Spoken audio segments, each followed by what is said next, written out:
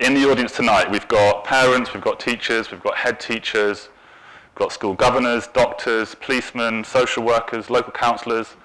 We've got an MP, and so pretty much every group of people who is responsible for the well-being of children in Brighton and Hove is represented tonight, which is amazing, because really the whole solution to this problem, it's a really complex problem. There isn't a simple solution. If smartphones were just bad, we could just chuck them all in the sea and then be done with them. But the solution to this problem lies in working together and trying to figure out, and everyone kind of playing their part. So I have to say, it is handy that your local MP happens to be the Secretary of State for Science, Innovation and Technology. So thank you so much, Peter, for coming tonight. We hope this at least gives you some food for thought. I've only got 10 minutes to talk, so I'm not going to get into the ins and outs of the issue. I think that the panel's probably going to do a much better job than I could of talking about some of the dangers and risks associated with kids and smartphones. I'm just going to talk a bit about how this movement started and what we've been doing to try and shepherd it and build it. And I'll try and do it as quickly as possible. So some of you might know the story of how it started. This whole thing really is an accidental movement. It was totally by accident. If you said to me 12 months ago that I'd be sat here, or stood here talking to you guys, I would never have believed you, because none of us planned to do this. It just happened by mistake. So I've got 3 kids. Our eldest daughter is 9. She was 8 this time last year, obviously. And my wife Daisy and our friend Claire, who's also got a daughter of similar age, started noticing that other children in their classes were starting to get smartphones. And this just seemed kind of crazy to us. And particularly Daisy and Claire were really worried about this. They started a WhatsApp group, initially just the 2 of them, to talk about this issue. And then a few days later, Daisy decided to post about it on Instagram just to see if anyone else really cared about this as well. Posted a picture of our kids climbing a tree and said, hang on a minute, isn't this crazy? We're giving kids smartphones so young. And that just sort of set loose this crazy viral spiral where thousands of people joined that initial WhatsApp group overnight, and then that maxed out, and then thousands, and then within about 3 or 4 days, there were smartphone-free childhood WhatsApp groups in every single county in Britain, because this was clearly an issue that mattered deeply to thousands and thousands of parents everywhere. So the media picked up on it, things started going really, really wild, and then suddenly people started bombarding us with questions, and it was really obvious to us that parents really, really needed support and needed help. So the whole thing quickly kind of took over our lives. As Daisy described, there was a magical, terrifying tornado whistling through our kitchen. Suddenly we were the centre of attention. Everyone wanted to know, what should we do? What's the right age to get our kids a smartphone? What's the solution? How do we solve this? What if all their friends have one? What's the right age? There was clearly a kind of vacuum of guidance and support. And so, but we didn't know what we were doing. We have no experience in online safety. We're not experts in this at all. We thought, okay, let's make a website, put some simple resources together responding to the demand that parents had, start doing some stuff on social media and just kind of see what happens. And then everything we did, it kind of got bigger and bigger. The more we talked about it, the more we posted about it, the more obvious it became that people were really desperate for help with this. And this was an issue that parents everywhere were struggling with, and a conversation that really needed to be had. We got thousands of messages from people saying, thank you for doing something. Thank you for putting your hand up and talking about this. This is one of the biggest challenges that I'm facing as a parent. I'm so grateful for this. This is the answer to my prayers. And probably the overarching feeling was, now I don't feel alone in this. Before, I felt like I couldn't really do anything. And now, at least I can talk about this with other people in my local area, in my community. And yeah, everywhere we put it, it just started getting bigger and bigger. The WhatsApp groups were going crazy. We started an Instagram account, which we know is slightly ironic, but we decided quite early on that we needed to fight fire with fire. Even on LinkedIn, I remember I posted about it on LinkedIn, talking about that initial viral post, and then that post about the viral post went viral. It had 1 million views, and I normally get 30 views on my LinkedIn post. It was like, what's going on here? Something really, really big is happening. So we basically made a slightly crazy decision to just throw everything out of this. It was really obvious that there was a huge kind of problem in culture that someone needed to help provide some answers to. Not that we have the answers, but we decided, again, long story short, and I haven't got very long to talk, but within about 3 weeks, Daisy and I had both decided to quit our jobs and start doing this full time. So we had some relevant skills, like I've been working in the startup industry, Daisy's a journalist, I was running my own agency, so I had some resource that I could draw in from my team to help kind of build the things that we need to get this going. And we thought, this is just clearly so important, let's just do what we can and throw everything at this and see what we can get to. And there was this big challenge, like how do we turn this viral thing into an actual thing? Like there was a viral momentum, people were talking about this thing, but like what do we actually do with this? How do we turn this into something that hopefully has some like genuine impact and makes a difference on the ground and gives parents the support they need and hopefully can make a difference to this really, really complicated issue. Because I've worked in brand strategy, we had to do a model. And this is a slightly complicated model, but basically we decided the three things that we could do, or we could help do, were firstly try and grow the conversation about this issue. It was obvious to us that this was a conversation that hadn't really been had. The speed of technological change in the last 10 or 15 years has been so fast that we're the first generation of parents that's having to kind of deal with the consequences of this stuff. And so actually we realized the more people talk about this, the more people want to do something. It just wasn't really being talked about enough. So we thought, okay, there's a lot of media attention, but also through the kind of our own communications, how can we tell hopefully interesting stories about this topic to get more people talking about it, because we really think that's a key to this solution, to the solution here. And the second thing was like not just talking, actually giving people stuff to do. So the second thing we're really focused on is, we've called it empowering parents in schools. So try to involve this amazing community. It's like just so mind-blowing to see all these people here. And this is happening all over the country. Like this isn't the only place where people are meeting up and talking about this stuff. So we wanted to provide parents and teachers with resources, with templates, with tools to be able to kind of actually act and do something and bring people together in their local communities. Like we don't have all the answers to this at all. And actually there's a lot of people on this panel, certainly tonight included, who know far more about this issue than we do. Our role is really just to kind of shepherd the energy that was clearly out there into something that was going to be useful for people. And then the third thing was pressurizing tech and government. So we decided quite early on that, and very simplistically, our goal isn't all about regulatory change. We know that we believe quite strongly there needs to be better regulation in this space because things have moved so quickly. We think the regulation hasn't caught up with the technology. But we don't want to focus all our energy on regulation because actually our real power lies in community. And very simplistically, we feel like if we can get enough people talking about this issue, if we can give people things to do so they bring each other together and talk about it amongst themselves and take action amongst themselves, then eventually the politicians will have to listen. So we shall see. So very, very quickly, how is it going? Like, it's going really well. So we've got 200,000 parents in our online communities. Like, this community is growing really, really quickly. I think there's about 70,000 in the WhatsApp communities now. We think that might be one of the biggest WhatsApp networks in the world. It's hard to say. But yeah, there's still a huge amount of interest in this. There's been this big new national conversation. It's not just because of us at all, but you guys will know that suddenly this is an issue that people are talking about. Jonathan Haidt's book came out about a month after this all exploded, which was the perfect timing. If you were to plan a campaign around it, you probably would have put like one of the world's leading social psychologists to release a best-selling book a month after you start a campaign. That's what happened. It was just very lucky. You guys will have probably seen the Swipes documentary that came out a few months ago as well. So there's this big national conversation about this, and that's just critical to the kind of cultural change that we want to try and help shepherd. Parent pacts, you guys will probably know about these things, but these are pacts where parents can agree to delay giving their kids smartphones until 14. The idea being if we all do this together, it becomes far, far easier than acting independently. We've got nearly 90,000 kids signed up to parent packs since we launched it in September, and that's in over a third of schools in the UK, there's at least one parent who signed a parent pack, so this is spreading far and wide. Schools are joining the movement as well. Schools are such a critical part of this. I think sometimes people get confused and think that we're all about smartphones in schools. We're not. We're about smartphones overall, but we know that schools have a really, really critical role to play here, partly for the obvious thing of trying to create learning environments that are, optimized and they're not distracting and kids aren't spending all their time on TikTok in maths lessons, but also just generally to reset cultural norms and to influence parents and to use their position of authority in communities to try and shape the culture in their community. So loads of great things happening in schools. Schools are changing their policy. Schools are sending out letters to parents to sign the parent pact, and schools are using their influence to change things. There's also We've got 28 international offshoots, which is still just nuts.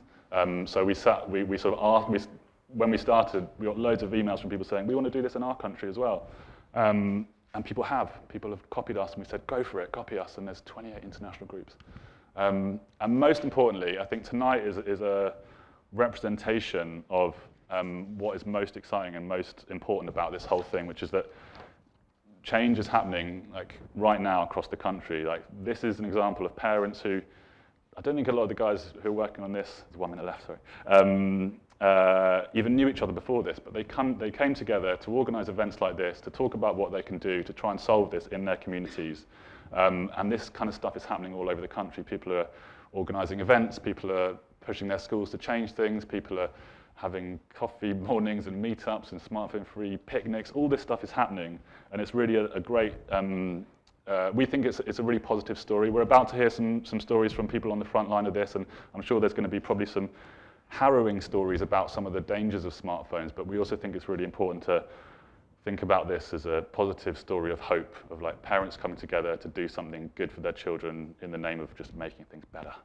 So yeah, that is my little intro, and I'm going to now pass you over to somebody else.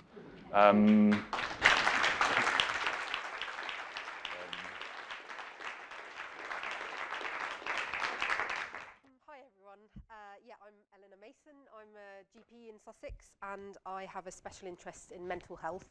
I have two kind of reasons why I'm so passionate about this movement and all of it behind it. One is that I have 2 young children myself. The other is that over the last few years, myself and other GP colleagues are obviously seeing a lot more in the way of mental health issues in young people and children, and that sort of sparked my interest to why is this happening. And so over the last few years, I've been doing a lot of research into it. So I'd like to share some of that with you. So some stats for you. So we know at the moment that mental health is the biggest public health issue for children and young people. And I know that seems like kind of a sort of, you know, a whatever statement, but that is actually quite a major deal. In 2023, 1 in 5 children between the ages of 8 and 16 had a likely mental health disorder. 1 in 9 of those were diagnosed with a mental health condition, and these are, you know, really big numbers in this age group. The numbers are kind of by the by, but basically, I feel like this graph is really, really important. This is looking at national statistics, national numbers of children who are presenting with mental health problems between the years of 2017 to 2024. And it basically shows that the main rise was actually between 2017 and 2020. Now, I don't know about you all, but I've had lots of discussions with people saying, you know, what's the problem with mental health? Why are children presenting with so much mental health illness now? It's the pandemic, isn't it? It's the pandemic. Lockdown, no social interaction, and I think that this graph helps us to prove that actually it's not the pandemic's fault, and actually this was occurring on a steeper rise much before that. And actually, my feeling, and a lot of other people agree, that actually social media use and smartphone use is a much bigger issue which has been causing this. And just, a mad fact that nearly 80% rise in prevalence of anxiety and depression in young people in the last 25 years, which is just huge. And obviously that's multifactorial, but a big part of this is due to smartphones. So what are GPs seeing at the moment in children? So most commonly, anxiety is the most common mental health condition we're seeing in children. The more severe end of this is that they're feeling so anxious they can't leave the house, they need to be with a parent or a sibling. They have these frequent debilitating panic attacks, which are extremely difficult to manage, particularly when you're a child and your brain isn't quite able to cope with it and figure out why. Depression obviously often goes alongside anxiety, and really sadly we're seeing a lot of inability to attend school because of the severity of their depression. They can't get out of bed. You know, these are 11 and 12-year-olds who can't get out of bed because they feel so low. Eating disorders, this might be something that some of you have seen in the last day or two. There's been some evidence shown that there's been a 65% rise in the last 2 to 3 years in children being hospitalised because of their eating disorders. So that they're so sick, they're eating so little that they have to be in hospital and managed that way. That's how severe their eating disorder is. And for me, that in children, that's a massive rise. And I can see the link between what we're seeing on social media. So, aggressive marketing from the dieting industry, this unrealistic body image that none of us agree is what people really look like. And yet children and teenagers are having to witness this and think that's what I should be looking like. Probably the most upsetting presentations that we're seeing, so some severe forms of self-harm and suicidality. So suicidal ideation is really common. Pretty much most children that I ask, sadly, that's a really difficult question to have to ask a 9-year-old, but obviously we have to do that, and they often obviously find it quite difficult to answer, but they often do say that they've had some issue with self-harm.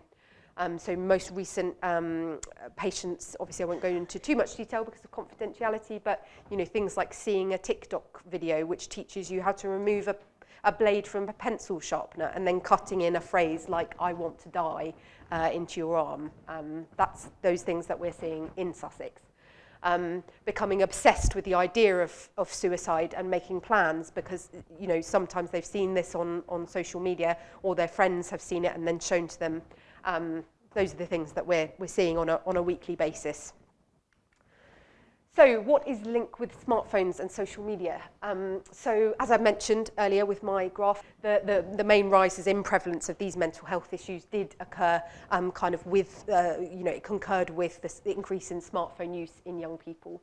It's a really complicated relationship, and like Joe alluded to, we can't say smartphones are bad, let's throw them in the sea. But it's a complex issue, and some of the negative outcomes of their use are this idea of social comparison. So particularly we know as children are developing that social comparison is really prevalent and is important for them. And if they're doing that with models on social media, that's where we're getting serious issues.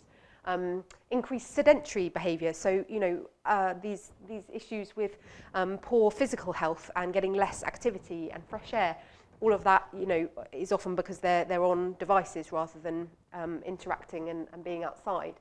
Impaired sleep is a massive issue with those children who are allowed access to their phones, usually after late into the evening. We're often finding that they're telling their parents they're turning them off and putting, but actually when the parent goes out the room, they're back on it and they're getting much less sleep than they need, which is really detrimental to all parts of their development. We know that the mental health issues are worse the earlier a child has a phone, and I'm sure some of us will comment that we know that 4 and 5-year-olds are having smartphones. And this is just a quick idea that I wanted to kind of raise, that I have had chats with colleagues who aren't necessarily in total agreement with this movement, who talk about moderation, and surely everything's about moderation. Surely this idea that we could use smartphones less, that surely is the answer. But I disagree with that, and the reason being that if you spend 5 minutes on TikTok or whatever they use, or you spend 2 hours, yes, there's slightly more possibility that you might see some really harmful, horrific content that you wish that child hadn't seen. But they're still going to be able to see that. They still have access to that. And if another child sends a video, an unsolicited video of something really violent and horrific, that child who receives it, who didn't want it, they can't unsee that. And that's where we get all these, major issues coming from. So very briefly on smartphone addiction. Now, everyone I've mentioned this to has said, yeah, I know what you mean. We're all a bit addicted to our smartphones. And they are designed that way. They're inherently addictive. We know that 1 in 3 young people, so below the age of 19, is displaying problematic smartphone use. So that means effectively they're showing symptoms of behavioural addiction.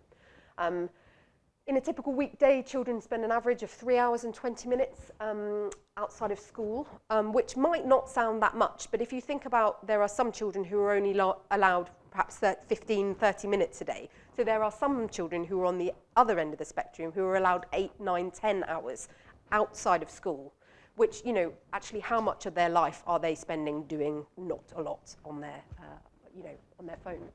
I think that smartphones should be regarded differently to other devices because they are this, they have this inherently addictive nature, and the widespread use. It's just everyone's got a smartphone, and that's the norm. Just very quickly, a very comprehensive review has been shown. Smartphone addiction in adults and children, all these kind of current issues can occur. We know that's problematic, so smartphone addiction is linked to a 20% increase in likelihood of developing anxiety and depression.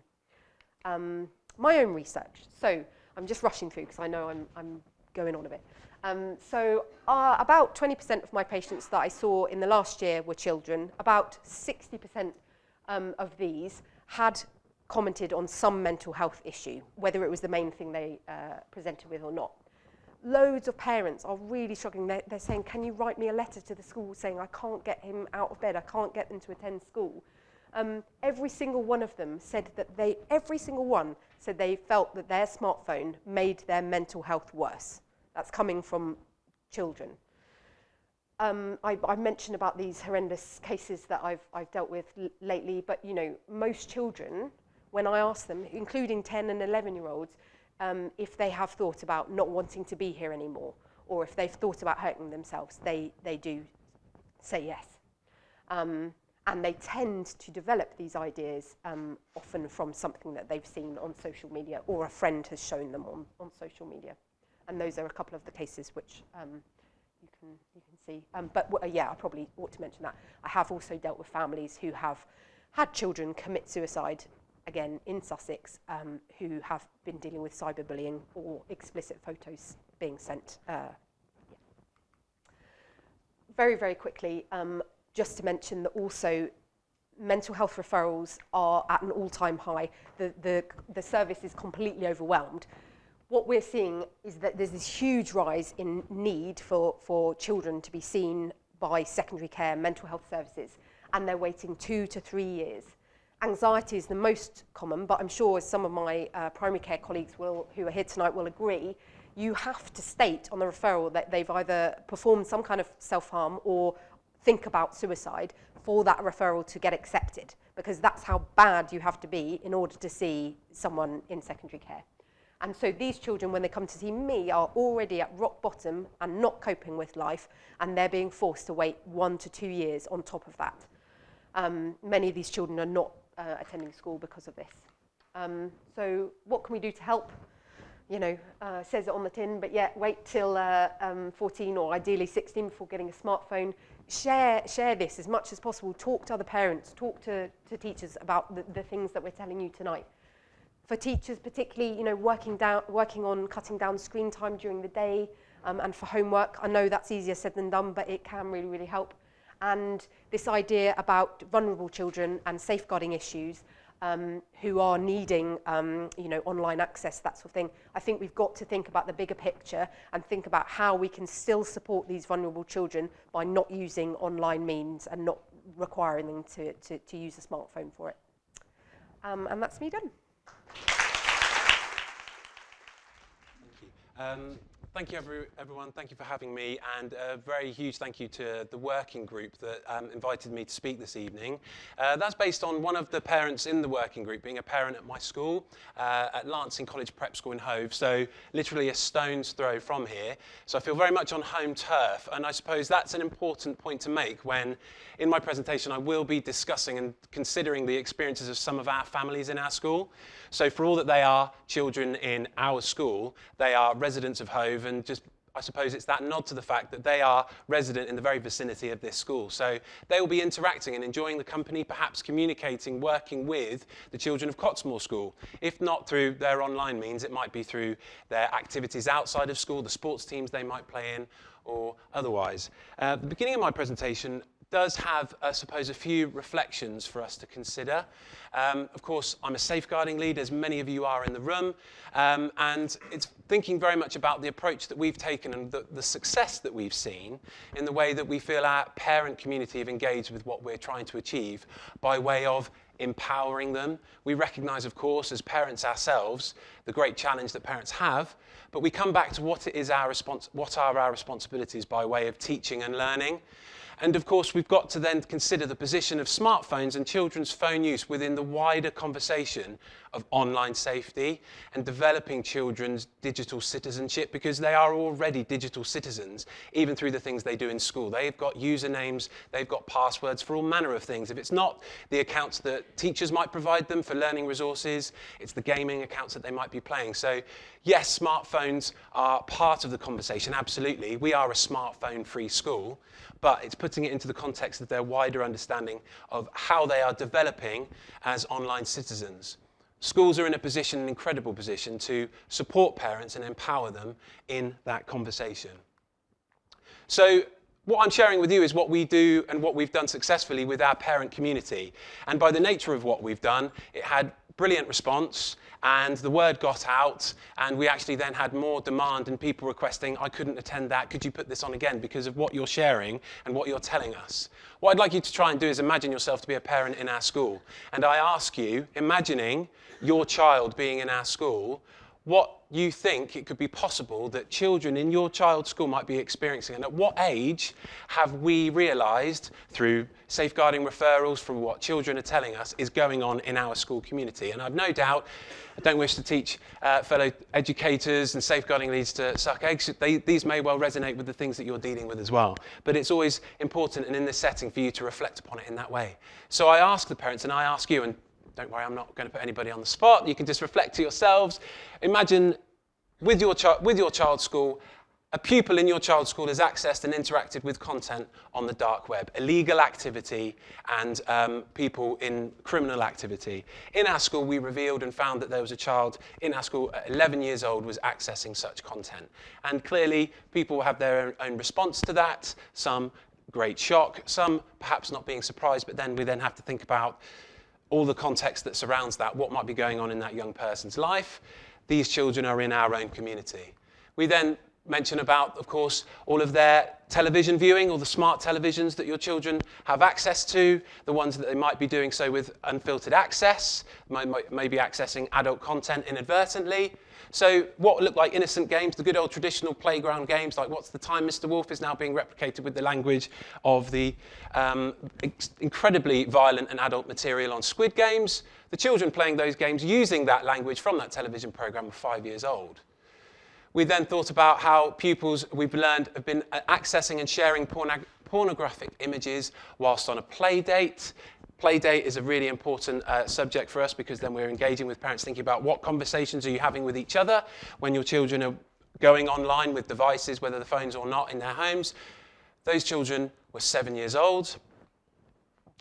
A pupil has found and accessed an online chat room where it's alleged an unknown adult has used sexualized language towards them, in effect inviting them to engage in sexualized activity.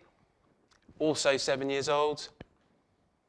A group of pupils taking part in a WhatsApp, and of course I know there's changes recently. Of course, the age rating, I purposely left the old age rating there because now it's deemed that it's only 13 plus that is appropriate for children to be on WhatsApp. So a messaging group where members have added unknown individuals to that conversation who have used threatening language towards them. Those children were 10.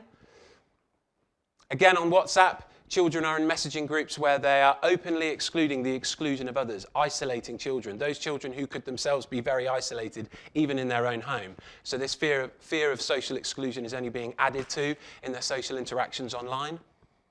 Those children were 11. A group of pupils have shared videos on Snapchat detailing themes of self-harm and suicide. 12 years old. A child and their family have experienced unknown people arriving at their home, their own address, suggesting they have learned of their location after it was shared on Snapchat. 12-year-olds again.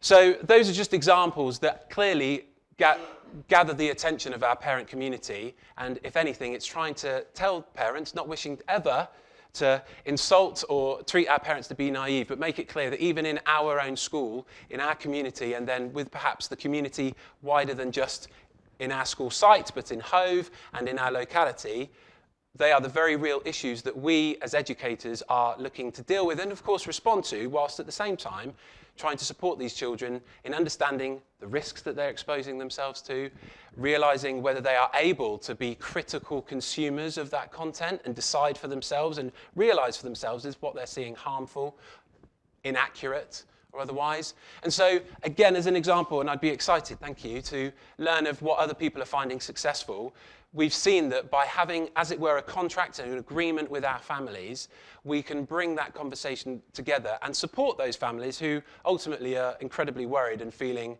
isolated, because for all that you are the engaged, the interested, you have signed up to absolutely this movement and what it's trying to achieve, we can all think of those peers, those other families and those people who you wish were sat in the room with you and hearing this conversation, because as we all know, it's about wanting to engage with the people that actually we really need to. So in terms of our charter, I suppose it's important and it feels useful to make mention of the fact that we're encouraging parents to be part of what their children are doing if they are allowing children use of apps and services on a smartphone. If your child is using social media, for example, we would expect parents to have an account so you know how it works, and ultimately you are sharing that experience with them. You can enjoy that experience with them, and by sharing it with you, parents, when it's going right, your children are far more likely to come to you when it goes wrong. We talk about the way in which settings and controls, which is a minefield. I'm not tech savvy, but we think about how we need to explore that idea of how technology can be set up in our homes, how devices and settings can be put in a way that we feel empowered and we feel confident in what we're doing, but not to the point, of course, that we mitigate risk to the point that children are so in such a sterile environment that they're not meeting risk, because we have to teach them and support them in those moments when they meet risk.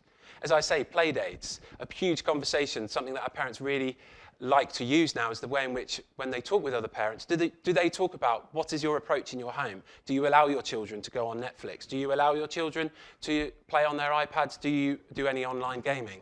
Those conversations are key, because then you've got that common language and ways of doing that. Particularly the conduct outside of school. It's making known to our families that children's conduct, particularly when it is of concern and is causing issues within school, they are accountable to that. We will respond, and we do expect parents to be accountable to the decisions they make if their children's online conduct is having a very real impact in school and on their peers.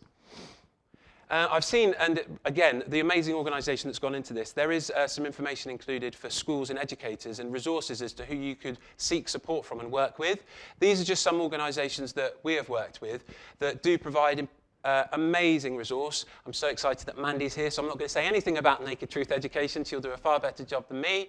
But the Schools Consent Project, YGAM, which is the Young Gaming and Gambling Education Trust, do superb work on the way in which children engage with online content. Ditch the Label, a Brighton-based but an internationally working charity, produce free resources. There is so much, as we often find with educators, there's so much resource out there, free resources, incredibly cost-effective resources that absolutely can support pupils, support their parents, but also support professionals as well, because we all know that this is an ever-evolving issue that we are doing our very best to keep up with.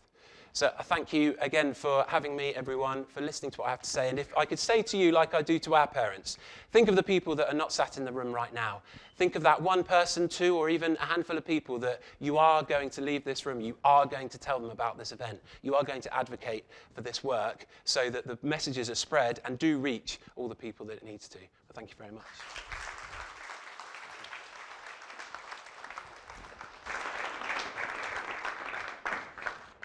Thank you, Dan. I'm going to pass over to Shaun, who's the assistant head at Cardinal Newman. Hi there, everyone. My name's Shaun Meaney. I'm one of the assistant head teachers from Cardinal Newman School, very close to here, just across the road. Just to give you a bit of context, we're a huge school. We're the 5th largest school in the country. We have about 2,700 students on site every day, and we draw a catchment from right the way across not only the city but the region. And that catchment is very wide. We've got a wide divide of different socio-economic groups that attend our school. What I want to talk about this evening is just a project that we've run with, I've led with, which has been our Phone Free School initiative. So this is our school, and this is the project that we've been working on for a little while now. So these are the Yonder pouches. I thought it would be useful just to bring one to showcase what it looks like. It's a very simple device. It's basically a neoprene pouch that has a very strong magnetic closing system at the top. And we've brought this in since September. It's part of our uniform. We expect all of our students to use this. And essentially we've said that if you want to come to our school, our school is a completely phone-free environment. So you can either choose to leave your phone at home, which is fine, or if you do want to bring a phone into school, you must have purchased one of these. You must bring it in every day. And then the students are just asked to put their phone inside the pouch as they come in the morning, and then they lock it, and then it's secured. We then don't open the unlockers until the end of the school day. So at the end of the school day, as the students are leaving, they can then tap on the unlockers, they can get their phone back, and they're taking it away. It's a very simple system, but it does work. And we thought really carefully about what we were going to do. We could see that we had a problem last year. We tried to look at some data to try and get some evidence base to make some decisions, but actually there's not a huge amount of that out there. We are in a dynamic, sort of changing situation. But on the ground, we were working at the front line of this with our students, and we could see that we needed to make some changes. We focused our changes on three sort of ideals. So we knew that there was distraction going on in lessons, and we wanted more focus. We knew that safeguarding was a huge concern in terms of what students were accessing, even through the school day. We also wanted to improve the well-being and the mental health, and although the students didn't really appreciate it at the time, slowly they're getting on board with that and realising the benefits. So how does the system work? I just want to go through some detail really for lots of the school leaders that are in the room. The pouches themselves cost £24. We buy them from Yonder. That's the company that we work for. I don't get any kickback from Yonder, by the way. It's just there are other providers that do a very similar job, but we found Yonder to be really supportive. So the pouches cost £24. We buy them en masse, and then we sell them to our parents. We appreciate that £24 is quite a lot of money to ask for. So we've tried to work out some different systems to help families with that. We've set up an instalment plan so we can split those costs over the course of the year, so 3 instalments of £8. And we also set up a bursary fund. The bursary fund was contributed by some of the parents within the school who felt they really wanted to support this idea, and also some local organisations matched some of those funds as well. For school leaders in the room, you do need to appreciate that just buying this system in will not sort the problem out. It does need lots of sort of daily work around that. It needs lots of running around. There are other costs that are involved. And I'm very happy to speak to anyone about that once we go through. I wanted to play this video. This is just a quick snapshot of some of our student leaders who just wanted to give you a bit of feedback about how they feel the impact has been. Are you going to play from over there? Is that? I think that since Yonder pouches have been introduced, everyone's felt a lot more sociable. Everyone's been talking to each other more rather than constantly being worried about what's on their phone or trying to talk to other people through their phone. It's just nicer to know that you can speak face to face with someone rather than through a screen. I think the Yonder system is really good because it's helped loads of students focus better in their lessons and make sure we socialise more during at lunch and at break. We socialise and talk more with other students. Before Yonder was introduced, you kind of always had your phone in your backpack and it was kind of there and you could feel it and you had that temptation to go inside your bag and check on it and see what everyone else is doing. But with Yonder, when it's locked away, you don't have that distraction and you can focus on your classwork and what's happening around you instead of what's happening online or who's done what or who said this. Also having the pouch, instead of the phone being taken away from you, when you have the pouch you still have your phone, so you're not worried about it getting lost or you not having it when you get home. You still have it, but you don't have that temptation of being able to look at it.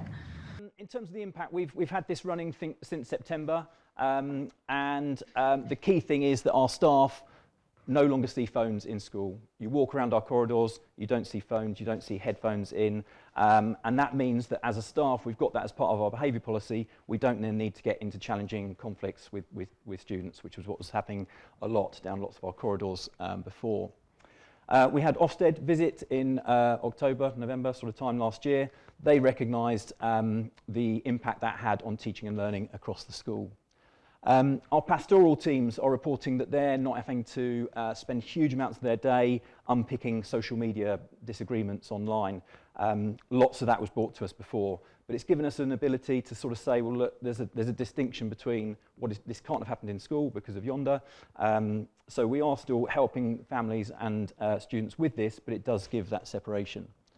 Our school feels like a happier place. Walking through the corridors in the morning, we can see students playing Uno. They might even be sat reading or playing games, just chatting to each other. It didn't look like that before. Other metrics are a little bit different. We've had lots of changes within our behaviour systems and the way that we record behaviour within school. So what we've done is gone out and asked lots of our staff about how they feel the change has gone. And 96% of our staff feel that this has had a positive or a very positive impact on school culture. And school culture is a really difficult thing to shift. So lots of our teachers are reporting that's a really positive improvement. 80% of our teachers have noted that student social interactions are more positive.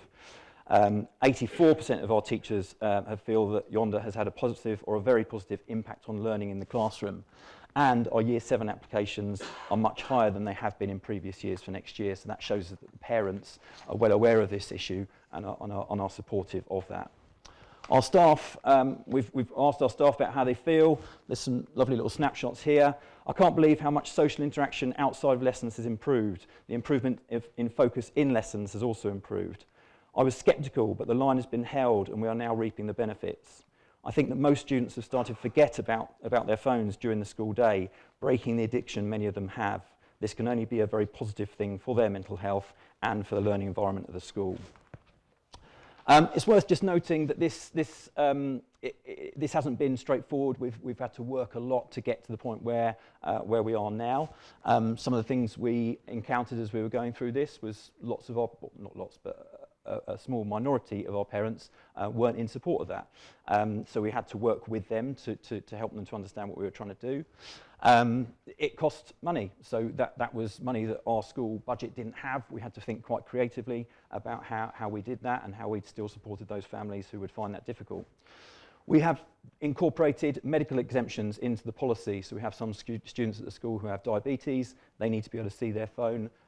We have medical pouches which look the same as the normal pouches, but they have Velcro openers, so we have a special system for them. We also have some students who for SEMH reasons, have moments during the day when they can have supervised access with their phone, but only when we've had that from a medical sort of practitioner who supports that as part of their regulation.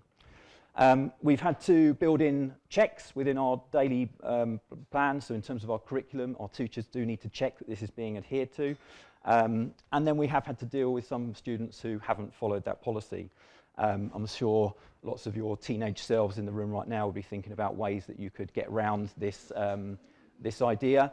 And so we've seen all of those different types of approaches to try and do that. So we do have to be on top of it to work with the students to understand why we're trying to do what we are trying to do. Some students do lose or forget their pouches. We have to deal with that on a daily basis. And when everything fails, when students really do challenge this policy, we do get to the point where we do have to put in behaviour consequences. That involves us confiscating phones, and when we do that, we have to think about the safety for travel home, we have to think about bus passes and bits and pieces. So it's not a magic bullet, however, it is a very practical solution which works for us and I think would work for lots of other schools within the region. So would we do this again? Absolutely we would. We know it's the right thing, we're building on this, it's embedded in what we're doing, and each year we're getting more and more support about that. We urge other schools to do the same. Really happy to share our experience and talk through this with other schools, explain how it works, put you in contact with people. We urge decision makers in the room to think about supporting schools, making really robust policy that helps us to be able to put that in place. And as I said already, we're very happy to speak to other colleges, schools, institutions if you want to know and find out more about that. Okay, thanks so much for listening.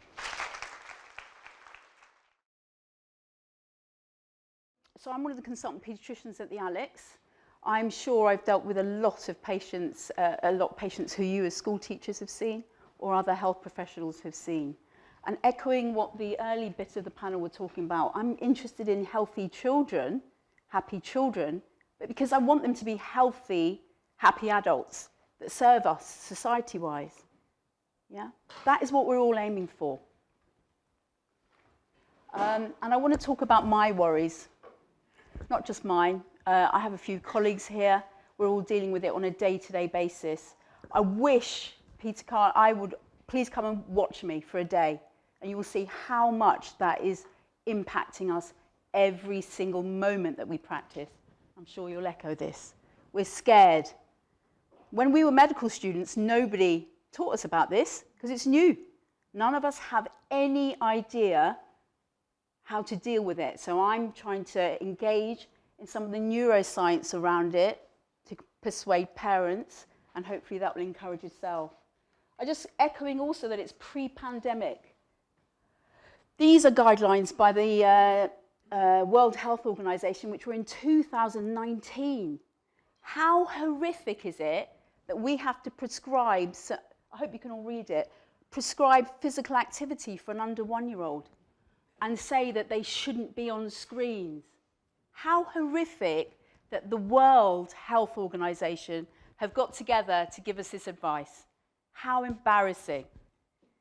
Yeah? And then you've got 3-year-olds, 1 to 2-year-old, they should have 3 hours of unfettered, so being able to explore their environment. Again, how embarrassing that we have to put that in writing. And a 3-year-old shouldn't, up until that point, they should still not have any screen time. None. Not to look at their phone of their parents when they're busy, or when they've got to do the washing up. They should have none. Because we know there is neuroscience that shows us that children that rely on that kind of stimulation, which is linear and from a flat screen, do not do as well educationally, emotionally, developmentally than children that have 3D people around them. Okay? It's known about. It's been known about for years. And I hope you can see, again, 3 to 4-year-olds, 3 hours. I'm not talking about sleep. That's another area that we can't talk about because it's so horrific that so few of our children are sleeping for as long as they should. But a 3 to 4-year-old should have no more than 60 minutes. Now, the WHO haven't put a limit on on screen time for that age group, mostly because the research isn't there enough yet. But I just want to put you to see that 60 minutes a day. Did you know that prisoners in jail, one of their things is they have to have 60 minutes outside a day to exercise? And the WHO are telling you to make sure your kids have 1 hour. How embarrassing. We are saying, you know why? Because the baseline is dropping. The baseline, our norms are dropping. We are saying, give your child as much exercise as somebody who is in jail, please. Think about that. I'm actually emotional about it because it upsets me so much, yeah, that we actually are saying this, and it was pre-pandemic, and I applaud that because I hear that a lot. It's always the pandemic. No, it's not. It happened all before. All before. And all they've said is limit because they didn't have the information then. We still don't probably now. And I'll show you a few things. Look at the good practice statements if you want when you can later. I don't read out slides when I do presentations. But if you read that, that's the same kind of advice given to somebody who's just had a heart attack. Take it slowly. Just do a little bit. Better than doing nothing. Are you joking? I'm so embarrassed about it, I can't tell you. Yeah? No, really, honestly. Doing some physical activity is better than doing none. And just think about where we are society. Yeah? Philosophers talked about movement and learning going together. Okay, movement, physically moving, and education go together. School was always about physicality, yeah? We're all moving a bit away from it, and screens are not helping us with that. So I'm just going to talk to you about outpatients. You can read the slide if you want, but when I was in training as a registrar, when we went through paediatric outpatients and we walked, we heard kids screaming, there was one nurse trying to getting their hair pulled, you know, it was active, with parents chatting, yeah, about why are you here today, or all that. Not now. I can tell you that doesn't happen, okay? Everybody is plugged in. From whatever age, it's so scary. We have brand new books that are on shelves that aren't touched. And people used to nick our stuff all the time. Yeah? They used to nick it, they used to tear pages out of it to take home. None of that shit happens. Ooh. None of that happens anymore. I'm really worried about it. I'm really worried about it. Not one hospital has a screen policy. Some of my colleagues here know that that's what I want to do. Be the first hospital in the country to have a screen time policy for patients and parents. Do not think we can acknowledge this without addressing our own screen time addictions, okay? I go into the ward and a parent won't even look up from their phone. I'm looking after their child who's been admitted to hospital. I have to ask them to switch the screen down. Okay? Put the screen down. Can you turn that music down a bit? Can we stop watching Neighbours? Because all of our priorities are changing. Yeah? What we think is really, really important is changing. And I'm wondering whether we should, I think this movement will help to address those things. So I'm going to just give you a couple of case studies. So this is a young boy who's 12. And this is the list of things. I'm not going to read out the slide. Loads of problems. Oh, Sharmila is going to sort that all out in one appointment, even though he's had these problems for 8 months. Seen a few consultants, and I calculate at least £2,500 had been spent on him, on investigations. An MRI brain costs £700 now, blood tests and consultant time. I examined him, thought he looked all right, actually. Yeah, so it took a bit more history, and that's what he has been doing. And of course he's sleeping through till 4 a.m. and not wanting to go to school. And thinking about school refusal, if you find anyone who's school refusing, what are they doing when they're not at school? There is nobody, I can promise you, gardening. Okay? There is no, I can promise you, not one of those children are doing charitable work or looking at environmental things that they can sort out. None of the school refusers are doing that. Absolutely none. All of you school teachers know that. And unfortunately, all of us doctors know that, although we're not probably putting it into a box to make us understand how that is self-perpetuating. It is perpetuating the problem. So we have to get them back socialising. In my experience, a child who's been out of school more than 2 years never gets back in. I don't know what the teachers here think. They never get back in. And that social thing is lost forever. This parent did not bring their child back for follow-up. All right? And the reason for that was because she was buying the stuff. That was every day. Sorry, I should have said that. That was what he was drinking every day. Next case. This parent really wanted me to bring his son's case to you guys. Is one of my patients in my neurology clinic. He has well-controlled epilepsy. And he has a lower IQ. Doesn't put him into the box of intellectual disability for those educational psychologists or school teachers here. But it does mean that he would probably struggle with GCSEs. And, well, we recognise that. So he had an episode last year where there was a very weird behavioural escalation, and parents were very convinced it was to do with his seizures and medications. It wasn't. It was because mum wanted him to come off the internet. So we had a long chat about screens. I have to be honest, some of the resources that we've talked about I don't know about because doctors aren't being told. So that's another interesting bit that I've learned from today. Oh, God, I've only got 1 minute. I'm going to need at least 3. Sorry. Anyway, so basically, I forgot my point now. Jeez, sorry. Right. So basically, I had a long chat with parents about that. My nurse specialist also, we put across what we thought. But the next year, which is this year, there was a violent episode where he pulled a knife on his mum. He pulled a knife on his mum. I mean, I was horrified. She didn't get hurt, thank God. Okay? But that is the level at which his screen addiction has got. He hasn't been at school for 2 years because all he does is. If a person who's school refusing is doing other things in nature, physically exercising, I'm all right with that actually. But if they're on their screens, that is our problem, isn't it? That's the issue. He's actually now on the waiting list for the only NHS screen addiction clinic, a massive failing for the NHS because we haven't got the resources. There is no screen addiction clinic. This clinic has been open for 5 years. I don't know if you know about it. And has treated about 500 or 600 people in the whole country. Well done them. No. Oh my God. We really, really need much more than that, and I don't have much to say about that. Interestingly, Screen Addiction Clinic is running mostly online. It's not, honestly. It's a joke. It's an absolute joke. Now, what I want you to think about with screens and cognitive progress, is it okay if I keep going? Sorry, timing. Displacement. What are kids doing, and adults, sorry, because we are all screen addicted. It doesn't mean we make light of it, but we all are. We all have our moments when we know we need that little time on screens. What is going on? If you're the displacement value is the key thing. So I talked about the 1 hour.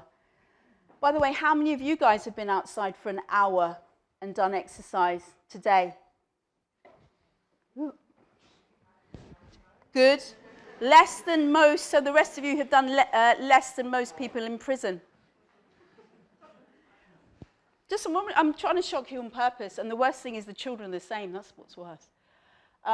So the displacement of this is that if we're using screens, and this is my regular clinic question now, which poor Laura, who's in the audience, knows and probably can testify that I ask this a lot. So the patient gets very, very upset, and then she eventually gives me their phone, and we go through their screen time, and then a number like that comes up. That is an average. So that's just on their phone. That's not even talking about telly with their mates or computer gaming. So the displacement, if they're on 10 hours a day, obviously it affects their sleep. Obviously it affects the fact they don't think about exercising. I put social contact, but we'll come back to that. Nutrition, they're probably not cooking their own meals and making sure they eat something nutritious, I don't think. Crucial part of health. Community, they're probably not doing community service or looking at voluntary things that they want to engage in or new creative projects. I worry about nature because that's one of my other passions. And so if you're not sitting in nature, why would you give a damn about climate change? Okay, why? No, honestly, you can read about it and you can see the pictures of the dolphins, yeah, and look at octopuses online, but actually you're not experiencing any of it in a 3D way. So none of those children are even thinking about nature. How are we going to save the planet? Going back to social contact, which is one of the things I want to talk about, clearly social contact exists online. It is not the same as a 3D pheromonal experience, is it? It's not linear and it's not flat screen.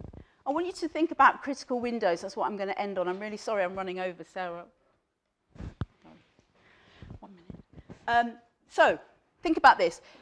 There are times in the brain where you can only develop certain skills, okay, within the time course of your brain development. We know this. Is it possible screens can interfere with that and leave you with a permanent deficit? And I'm going to put that out there to you to think about using that to drive where we should be going, yeah? We know if you're born with a cataract, most of you know what a lens, your lens helps you focus light to the back of your retina. If you have a cataract that blocks the light out when you're born, if I don't take that out within 3 months, okay, I will never be able to see out of this eye, even though my eye is completely normal and my brain is, because there's this little critical window when your brain learns to see. Does that make sense? And after that, you've lost the ability to make sense of vision. So your eye can see, but you don't know how to make sense of it. Is that okay? That's scary. That's why we do the newborn check and the 6-week check, to make sure we identify that, to get those babies have their cataracts taken out. So what about other critical windows? We know there are some speech critical windows. We know we're experiencing more speech delay. We know we're experiencing more social communication delay, and that is translated as autism. We know that we're having issues with that. So within the first 4 months, it's really, really important to get exposure to words and language and the pheromones and the touch and the 3D experience of communication. which you cannot replicate with screens. There was a really good study that showed they took recordings of families just to see how much verbal noise there was. It didn't have to be directed to the child. And the study showed that the households that had more verbal noise percentage had kids who had more words and who possibly had more higher IQ.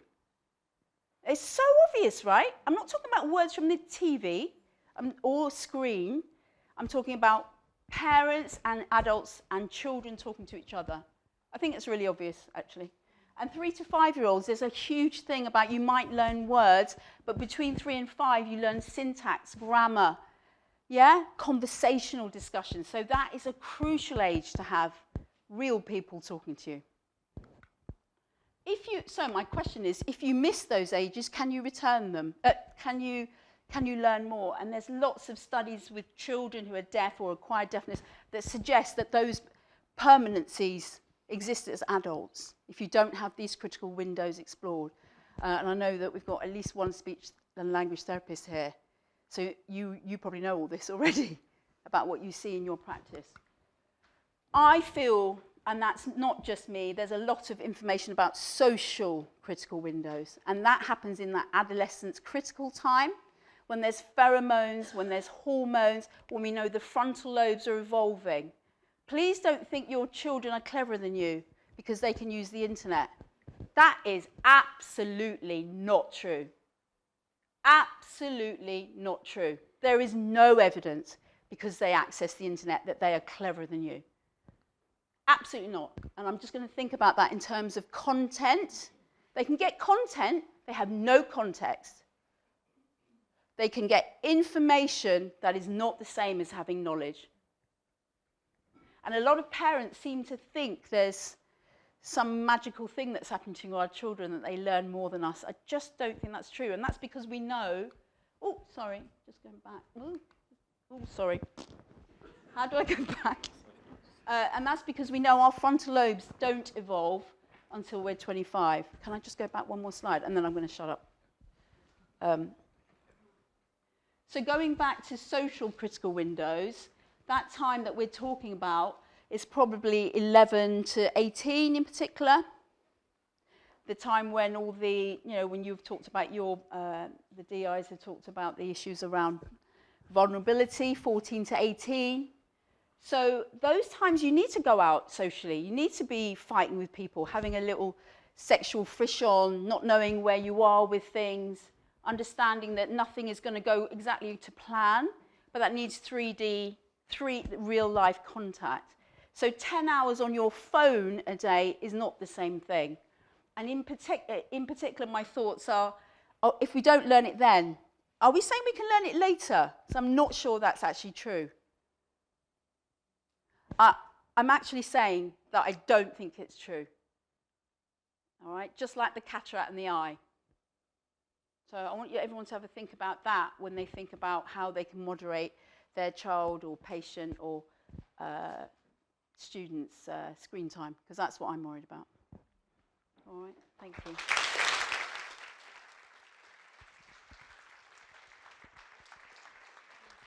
So we teach in schools around the country. Actually, we're based in Manchester. I'm just down here in Sussex. And we teach about the damaging impacts of pornography. Okay, so we speak to maybe about 20,000 kids every year in schools of all different types all around the country. It's brilliant. We have a lot of fun. And, this is the title of the session that we do for mainly our year 9s and upwards. Because when we say we're talking about pornography, lots of people want to ask this question. Okay, so what is the big deal? So you will probably know a lot of reasons why some pornography these days is not so great. I like alliteration, so I'm going to give you 3 A's. One of the problems with pornography is that it is accessible. I'm going to give you some stats later about when children tend to access pornography for the first time. It's not great. It's also anonymous. So the secretive aspect of accessing pornography means that it can become a real issue for young people because it becomes this very private thing that they don't know how to talk about. And of course, it's highly addictive. And that's one of the things we try to help the young people understand in school, that, as it's been mentioned tonight from our medics here, there's a rewiring of the brain that happens with a constant or a regular use of pornography. And there is a problem with that for many, many reasons that we unpack with our young people. So we talk about the damaging impacts of pornography on our brains, on our bodies. We even talk about erectile dysfunction that now apparently presents with late teenage boys. We're not talking about 50-year-old men anymore. Maybe the medics here can back me up with that. There are young people in our midst who, I mean, that is such a crushing thing for young men to have to be thinking about so early in their life, but it's a regular feature, so we throw that into our workshops as well. So we talk about the effects on the brain, the effects on the body, and the effects on our world, and we teach the young people that it's not just a few clicks online and it's a bit of fun. There's a whole dark side here, and the documented links between sex trafficking, modern slavery in Sussex, and pornography is now well established. So we have to think carefully about what are we doing with our young people and their phones, which is obviously why we're all here this evening. So I talk to kids, but we also talk to parents, and we run these parent workshops at school, which Dan mentioned, thank you. And do you know, there's a couple of things that surprise me well, lots of things that surprise me, but one of the things that does surprise me is that lots of parents just would say, no, no, my child, I don't actually know what they're watching online, if you ask me. They'll say, I don't really know. And they don't know, because lots of parents don't think their kids would never access that kind of stuff. That's not that kind of kids. My child's different. You know, all those kind of things. I'm a parent. I have exactly the same those thoughts as well. So it's important that we just try to help each other as parents, like tonight, just trying to talk about some of these difficult things. So that surprises me, that parents are still in denial, really. They'd much rather not know, thanks very much, what my child is watching. The other thing I find surprising in our workshops when we're with our pupils, don't worry, I'm not going to ask you this, but we have this is one of the slides that we have. And when we do our presentations in schools, lots of our pupils have a device, how about that, a school device, and they can interact with our slides. So they give us their feedback immediately. Some of you are familiar with Mentimeter. And so there the pupils are. So this slide comes up, and it's got like a moving graph. So it's live data. It's all anonymous. They know that whatever they say, it's not going to be, you know, no one's looking, oh, seat 14, you watch porn this often. So if you can't read it, you've got 5 options. When did you last view? Was it the last 24 hours? Was it last week, last month, more than a month ago, or never? The first ones to vote, guess who they are? They're the 24 hours. They're like straight to vote. So the bar graphs shoot straight up. They're really excited. They're looking at their mates. Yeah, straight in there. I'm going to get that one really big. And then the next people to vote are the nevers. They're like, well, I've never seen anything. What even is this session about, and why is she here? And they vote. And then you end up, and it kind of fluctuates a little bit, and this is the kind of thing that we see. So this is a year 9 group. Has it happened? Interesting, isn't it? So in the last 24 hours, on their internet-enabled device, which probably their parents bought for them and pay for every month, they've accessed pornography in the last 24 hours. Was that before school? Was that to go to sleep the night before? When was that? How come they're watching it every day? So we've got some questions about that, but that is real, and that is a Sussex school. So this is when kids, on average, might first access pornography. Mainly, they're not looking for it, by the way, when they're 9. They're like, oh, I think I'm going to search this up. No, it's accidental. And then it just kind of leads to another thing, to another thing, to another thing. This is average age. So when we say 9, it could be 8, 7, 6. We all know that there's just something deeply wrong about that. And this is another stat from the Children's Commissioner's report. So it's not just boys. It's important that we know it's not just boys. Actually, our stats would generally say that porn usage is 2/3 men and 1/3 women. So it's definitely not just a boy issue here. And the problem is that we're not just saying to our kids, don't watch, it's not just a bit of sex. That's not the thing. It's not just, it's this. So Miriam Cates' report a couple of years ago, she wrote about it being violent, degrading, and abusive. That's what our young people are consuming, and that's what they think is normal. Going back to, I think, Sharmila's word about what's normal these days. This is what they think is normal. And I'm going to show up a nasty slide in a minute, so just take a breath. That's not okay.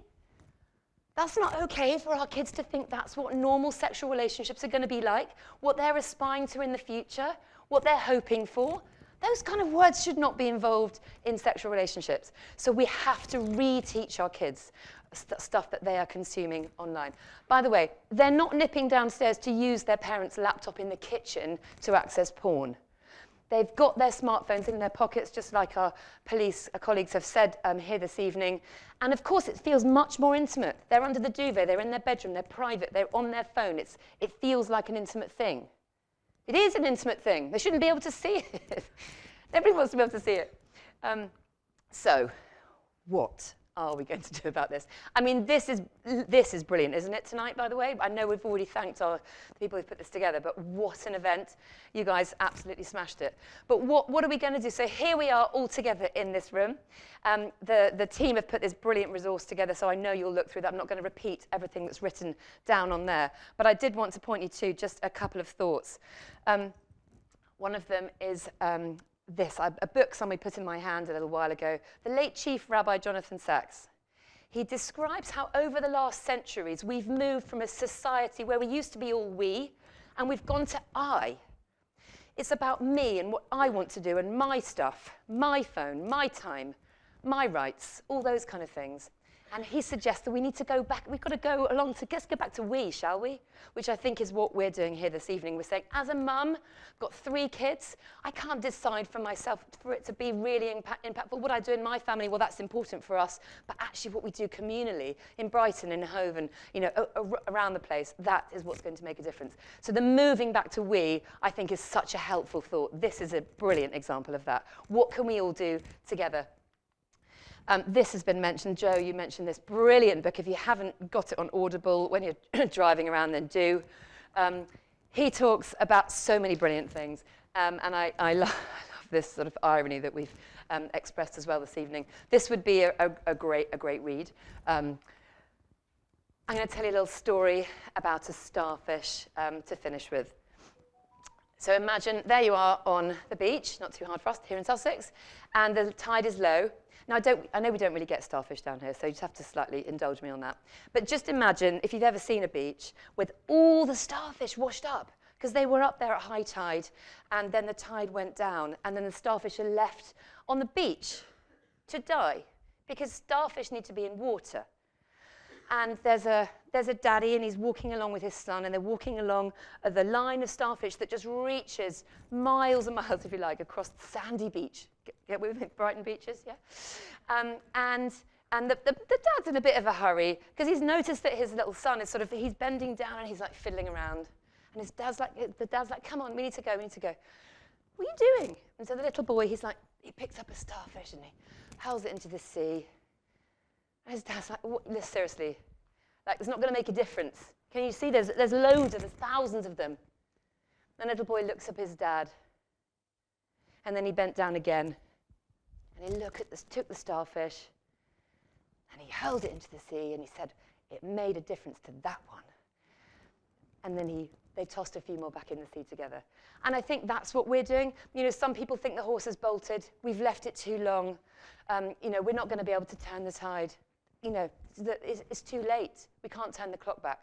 Sure, we can't. However, look at this place, this room tonight. There's so much that we could do. So I'm really excited, can you tell, that this evening has happened tonight, because I think, just like Jonathan Haidt says in his book, there definitely are so many things we could do and we can do, and I think we will do. So I'm looking forward to knowing when the SFC next meeting is, because I think it's going to gather momentum. I think everyone's on board. People have articulated so much this evening, which I think we're all resonating with. So, yeah, I'm hopeful about what we can do next. And thank you so much. A lot of these things start in primary school, and parents start giving phones in primary schools. And the question I just wanted to ask is, how can we help primary schools with this smartphone-free issue? So we're from Cottesmore. I'm from Cottesmore, so welcome. And I got involved in this actually through a friend. And when we've been working with the smartphone team, when we've reached out to you as heads, I'm a head and I'm a consumer, because my child comes here to the school. So I had a double sort of edge, really. And then I thought, well, I'll give it a go and see how it is. And my parents, yes, I know, WhatsApp group, but we do use social media and it does have good help. So I went out to them and said, look, I'm going to pledge, here's some information, blah, blah, blah. Does anyone fancy it? I did do a teeny bit of stalking, so about 20 people sort of said yes, and then I did do the annoying personal WhatsApps to all of them going, you've probably missed it, do you fancy it? And we got the 30 families on board. And then I hopped onto the other class and said, oh, by the way, can I join you? And got them on board. So then we knew that there was no backlash in our school. So all of the 60 agreed that whilst their child is at Cottesmore, they won't have a smartphone. So that gave me the confidence to write out to our wider school community. And the reason I'm sort of saying this is I know lots of heads that I've written out to, I think, are worried about parental backlash. I think until parents have researched it themselves, and I was so lucky that I had friends who had done a lot of that work almost for me. I invested oodles of time reading, so I had answers for all the arguments. And then because of that, I had the confidence to write to our parents, and some of our parents I knew were really on board as well, and we didn't get any backlash, which is amazing. So I did send a letter to all of, I mean, I'm sure people have had a moan at home and things like that, but, you know, as a head as well, I didn't get those sorts of shirty emails, basically, please don't tell me how to parent. I took hours to write it in a really balanced way. So we've sent that to all the heads in Brighton Hove, and I've said feel free to use it. It's quite old now. Some of the things have updated, like the snazzier non-smartphone phones and tracking devices, but if anyone is interested, please get in touch. You can come and meet me, I can come and meet you. You can use anything that we've done, just copy it, literally, take every word, amend it. And we started with that, and then we've just put little drips in the newsletter. To be honest, I haven't done loads, like I could have done oodles more, and as parents we could have probably done even more, but it's made a monumental change already. So just very quickly, like our year sixes, most children did have smartphones, but only half of them do now, which is really good. Same with year fives, and then I haven't even done assemblies. I've just been going into the classes and just sort of anecdotally chatting to them and talking, not making it a big deal, always saying no judgment, all of those things. We do all the normal, like you, normal internet safety, but I think that's, you know, not preaching, just sharing the information, and actually everything else will run. And I haven't got my phone on me because you said we weren't allowed, but I was telling Ronnie and Sarah earlier, I got an email this morning, I wish I had it to read to you, and one of our parents of a year 6 child emailed in and said, oh, couldn't make it tonight, but thank you. They said they had a really, you know, upset year 6 boy at the beginning of the year, you know, all the arguments, everyone's got a phone, you're miserable, etc., etc., etc., please let me have one. And she said, because we've worked with the year 6s, they're now so behind the movement, and she says, you've transformed, the school's transformed things in that time. And actually, you know, the helpers that were here today, they're excited about it. They're excited that Peter Kyle came, you know, they're excited that they can make a change to society. So I think selling it like that and then almost getting them to change their parents' minds will help. But with the littlies, I think we can make a monumental change with the sort of year 2s, year 1s upwards.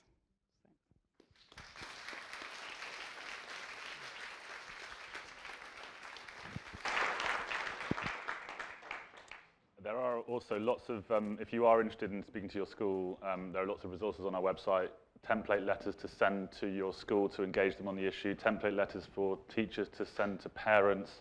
There's also something called a school survey, so if you're worried about the backlash or you're making sure there's kind of parental engagement in the whole thing, there's a survey template which you can go through to survey people's attitudes towards this issue before sort of asking them to sign a pact or anything like that. So we've thought about quite a lot of that stuff, and there are processes you can go through on our site as well. Yes. We were wondering if Peter, you've obviously been listening to everything tonight, and we were wondering if you would have any responses or reactions to what you've heard.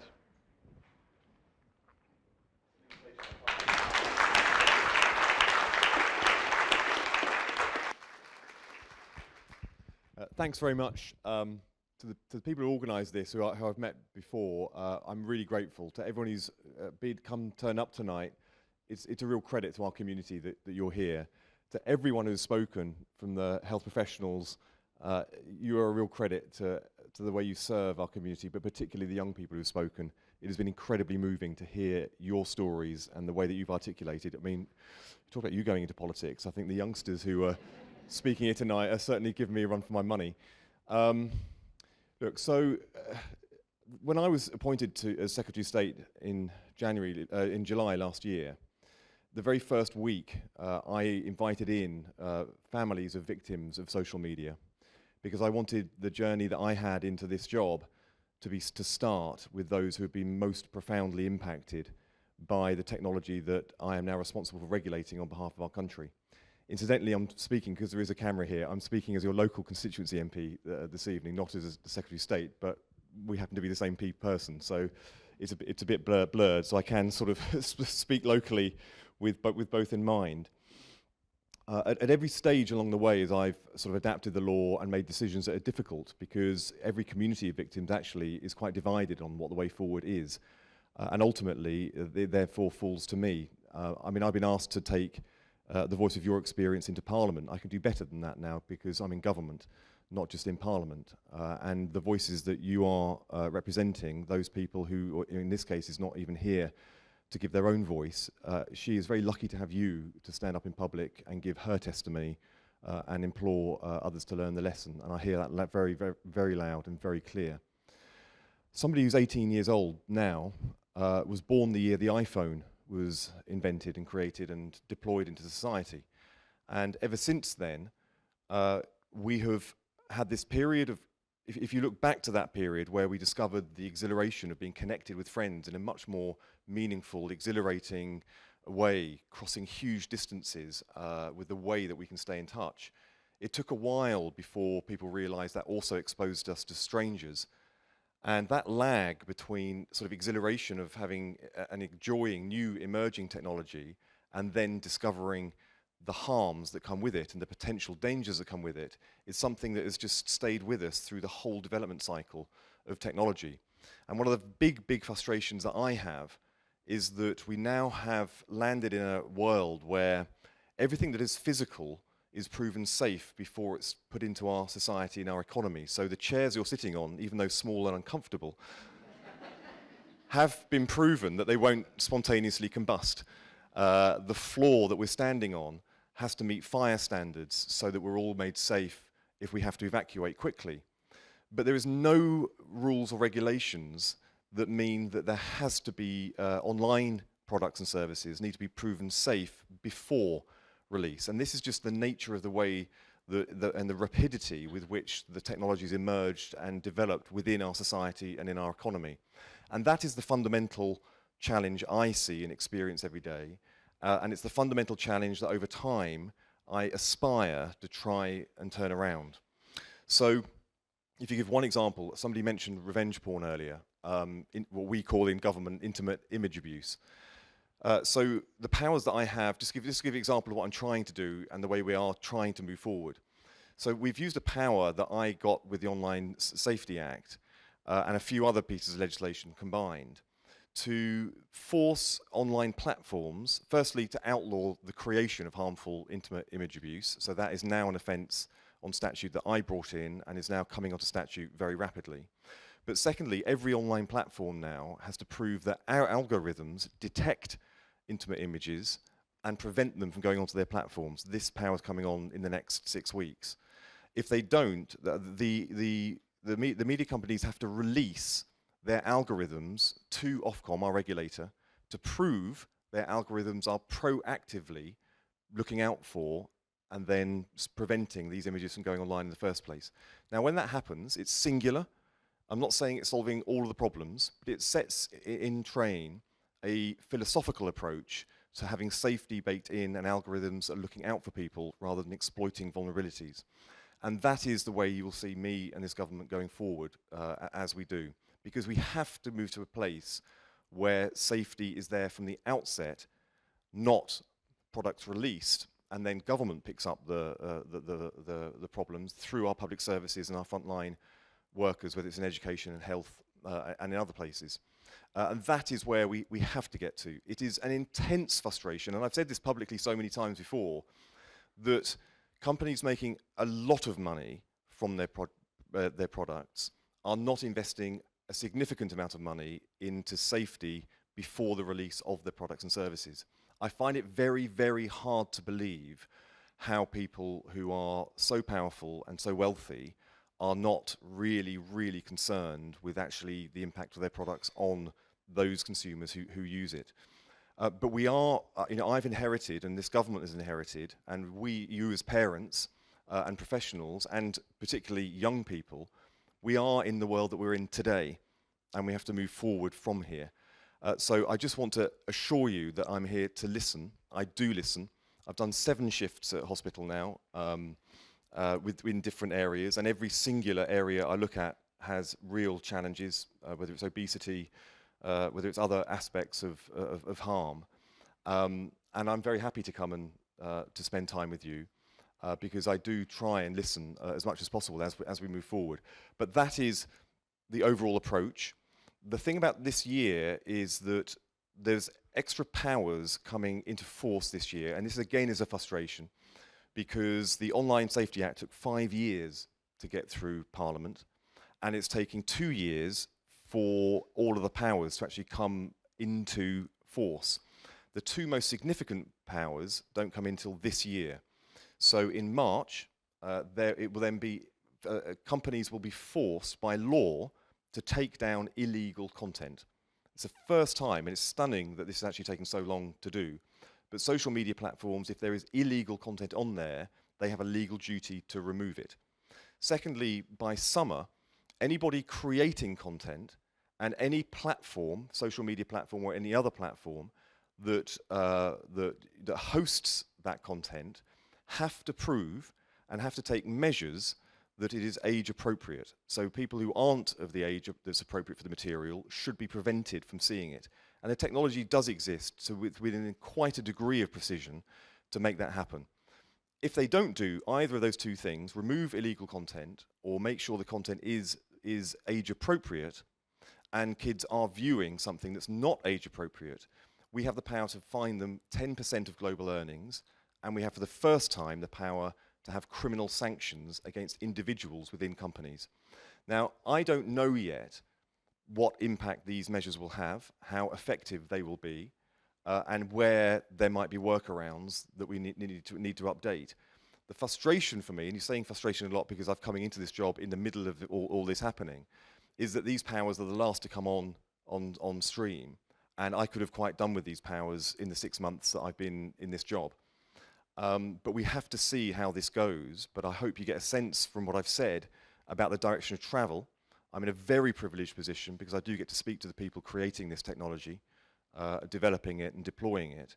I hope when I come out of each of these meetings and I ask myself, would the victims that I've sat with who have lost their children to online activity, would they be pleased or proud or believe that their voice is represented in the meeting that I've just had?